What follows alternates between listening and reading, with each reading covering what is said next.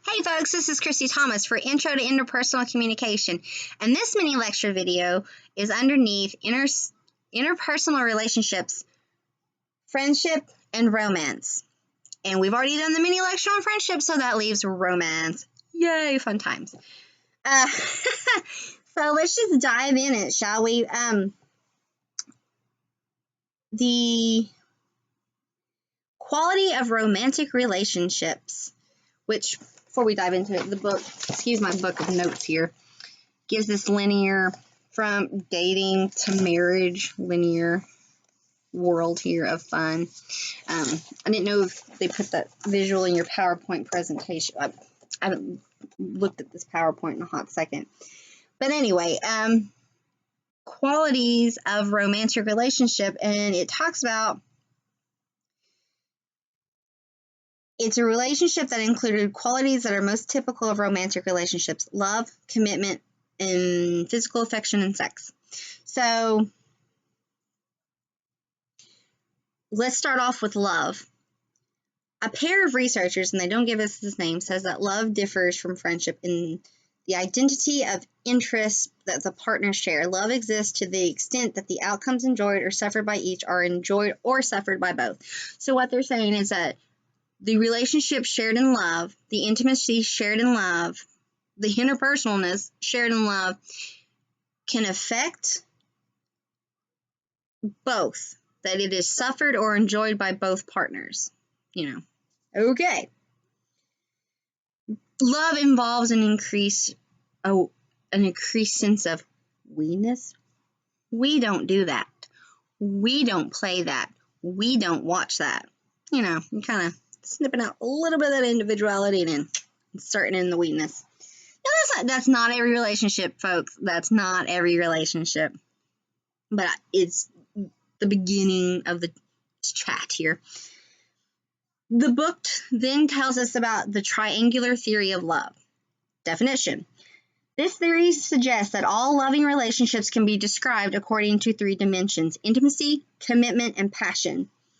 So, intimacy attributes are trust, caring, honesty, supportiveness, understandingness, and openness. So, you create a deeper bond of intimacy the more you're in it. The more honest you are with your partner, the more empathetic, sympathetic, the more listening, the more open you are. You tell them things, you tell them secrets, you're honest with them, you're giving them all of you.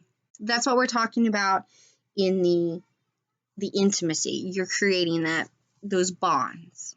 You may share things you've never shared with anyone before, with your partner, to create intimacy. The second dimension, which is commitment, this includes loyalty, devotion, putting the other first, and needing each other. So commitment, I'm in this, we're in this together. It's just you and me. So there's the commitment. You've set the boundaries, the expectations, it's the two of you. And you're devoted. Think of that, the Grease song.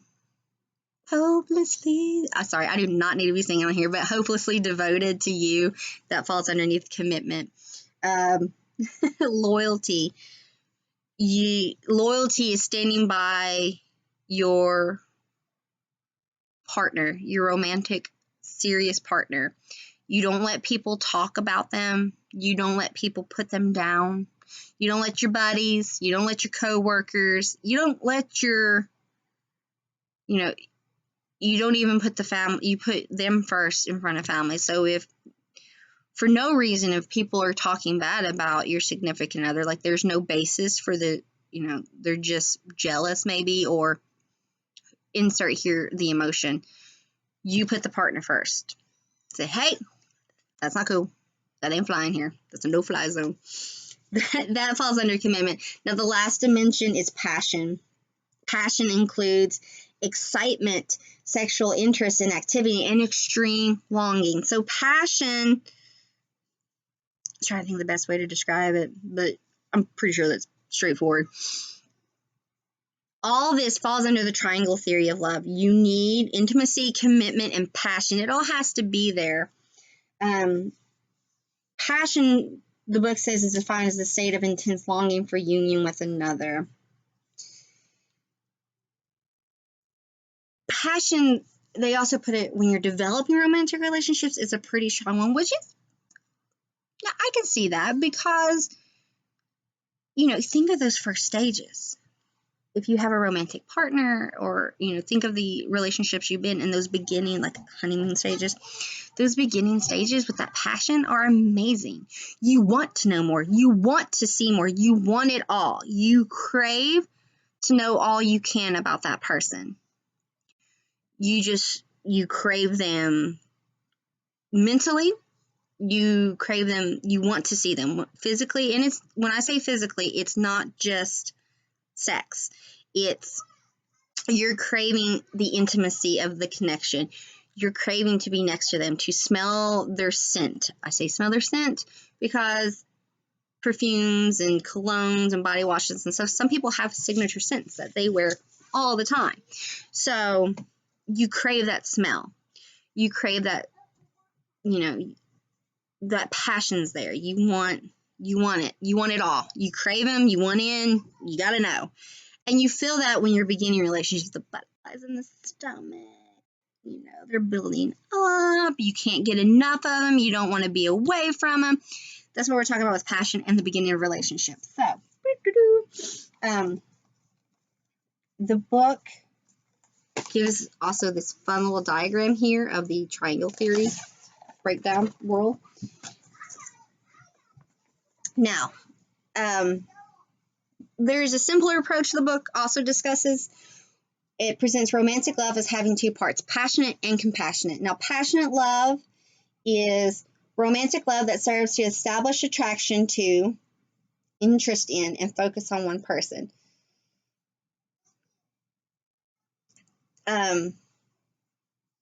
And usually, but not always, declines in the first few years of marriage. It talks about, this is where I was talking about passion before. And think of it as that same way. You want, you yearn, you crave that person. You want to know it all. You want to be with them. You want all that you can have of them. That's what we're talking about with passionate love. Now, compassionate love, excuse me, is romantic love that develops over time as entwinement, mutual responsiveness to needs, trust, caring, and attachment increase. So this is more of your slower approach.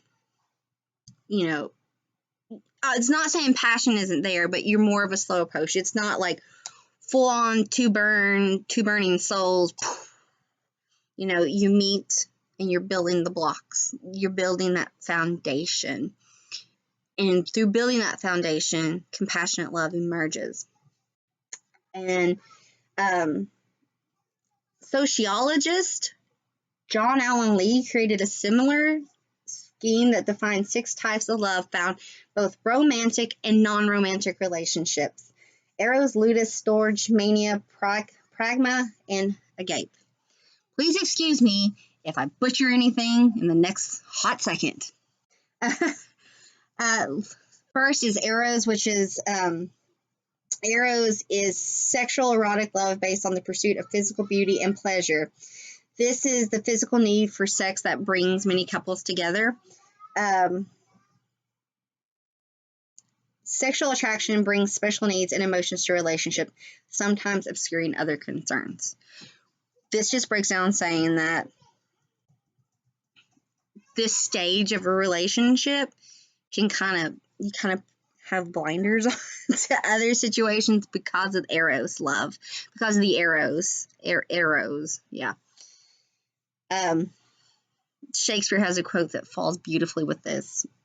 But love is blind, and lovers cannot see the petty folly that themselves commit, because you're so just in this moment. You have blinders on, you don't see what's going on, you don't see other things that could be warning signs. That's eros. Ludus is the game playing love based on the enjoyment of one another. It describes love as a game, something to pass the time. Ludic lovers are not in it for long-term relationships. They seek immediate gratification and their partner's affection. So they're not looking for long-term. They want the here and now. Mr. or Mrs. right now, if you would.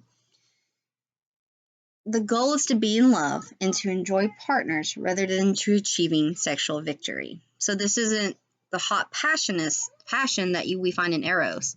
This is more of a enjoying one another's company and their soul, getting immediate gratification of the relationship. Think of early dating relationships too. I'll talk about how a lot of them are passionate, but a lot of early relationships are they're the ludic style. You're enjoying one another's company. You want to be, you get the gratification of being with them, of just being with them. That's all. It's not a setup for a long-term commitment. It's just the here and now. Storge, hope that's right, excuse me, is solid love found in friendships and family based on trust and caring. This is where we have the family dynamic of love. Cousins, siblings, other family members. And a storgic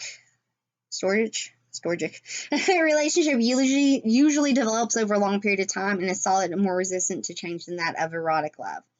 So trust and compassion are high and selfishness is low. This is where it's found in the family, but you have friendships and that start off like this, that are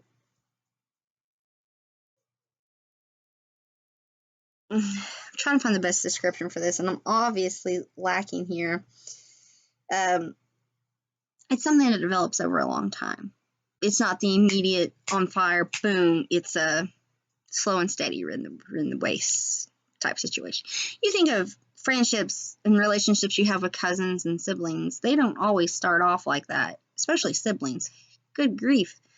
There's usually fighting and everything going on as a child, but as you get older and as time progresses, your sibling can move from a sibling family relationship to a true genuine friendship. Okay, that's a little better.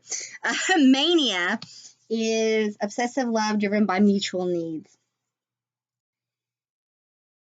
This is where each of the lovers have an insatiable need for attention, and it swings so widely between highs and lows. So mania is just two really attention needy people in a relationship together, and it can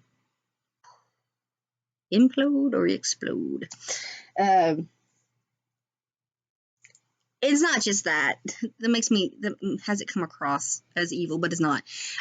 Also, within this, a manic lover, is obsessed with a relationship with the other person. And you've seen those people that are completely, you hear, maybe you've had a friend or someone, and they are a manic lover. So you hear all about their flavor, and they could change flavors quite a bit, and I say that as romantic partners. There was an old school song from the 90s, flavor of the week. That's mania. And then there's pragma, which is the root word for pragmatic, which means practical. This is practical love based on mutual interest or benefits, and personalities, backgrounds, like and dislikes are compatible. It just makes sense to be in a relationship because you have the same interest and you have the same joys or backgrounds, or you were raised the same. Then there's agape, which is love based on a spiritual idea of love. This involves giving of oneself and expecting nothing in return. It's a pure love characterized. Think of the love between a parent and a child. I love my children. I don't expect anything from them, but they are my world. They know that. Shh, don't tell them they know Think of relationships between spiritual leaders and their followers. We're giving ourselves with nothing. We're asking for nothing in return. That's what agape love is. So we have just chatted about the qualities of romantic relationships. We talked about the triangular theory of love. We've talked about passionate versus compassionate love. And then we talked about the 6 types of love found in both romantic and non-romantic relationships. So that was the Eros, Ludus, Storge, Mania, Pragma, and agape styles. Make sure I'm not missing anything else. Oh, real quick before we end our mini lecture here, I just want to highlight the recap section, which is interpersonal relationship strategies. These are strategies used to primarily initiate a relationship. Observe and act on approachability cues. That's pretty straightforward, you know. You're checking out the situation before you go forth. Identify and use conversation starters. This can be, oh, hey, really cool shirt. I'm into that band. Or, oh, hey, I saw you, I heard you say you like this music. This is what we're talking about here is identifying and using conversation starters. Oh, cool. You wear Converse? I love Converse. I'm using clothing, but, there's obviously more. Oh, I like that sports band. Or, oh, you're a gamer? I'm a gamer. What games do you play? Or you like books? What kind of books are you into? Oh, you're a philosophy major? I'm a philosophy major. Following initiation norms. Following initiation norms are, I have this over here, greetings, introductions, discussion of initial topics such as weather, hometown, majors, education, or occupations. And then followed by general topics such as TV, movies, books, family, and all that stuff. Those are initiation norms. Hey, how are you? Where are you from? What you do? Hi, I'm Christy. I'm from Grayson, Kentucky, and I have 3 children, and I teach, and I like to watch these shows, and I love these movies, and these are books that I like to read.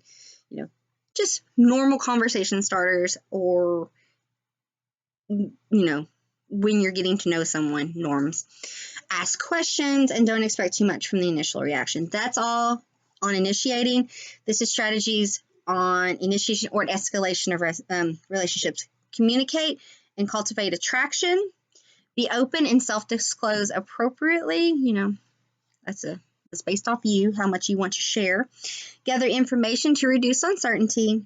Listen actively and respond effectively, and socially decenter and adopt other-oriented perspective.